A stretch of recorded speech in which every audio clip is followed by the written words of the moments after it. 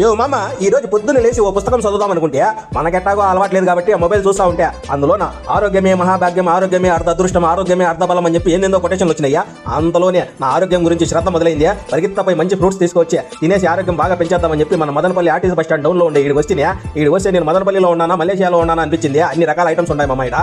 ఏంది మామ, ముందు ఎప్పుడో యాడ్నో చూస్తా ఉండి ఇట్లాంటివన్నీ ఇప్పుడు మన మదనపల్లిలోనే దొరికేస్తా ఉన్నాయంటే చాలా గ్రేట్. నేను ముందు నుండే చెప్తా ఉన్నా మామ, నువ్వే వినిపించుకోవు. మన మదనపల్లి బాగా డెవలప్ అయింది, ఏం కావాలన్నా ఈయనే దొరుకుతుంది. ముఖ్యంగా మన Madanapalle RTC bus stand down bridge ఉంది కదా, దాని పక్కలోనే ఈ ఫ్రూట్స్ అన్ని ఉన్నాయి. వీళ్ళైతే చాలా రకాల ఫ్రూట్స్ పెట్టినారు. ఫారెన్ సరుకు అంతా పెట్టినారబ్బా.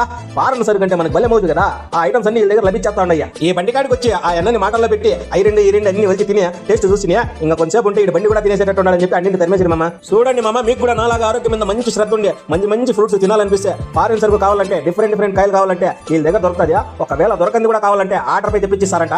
అయితే చిన్న కండిషన్ మామ, డబ్బులు ఇచ్చి తీసుకోవాలి ఇవన్నీ.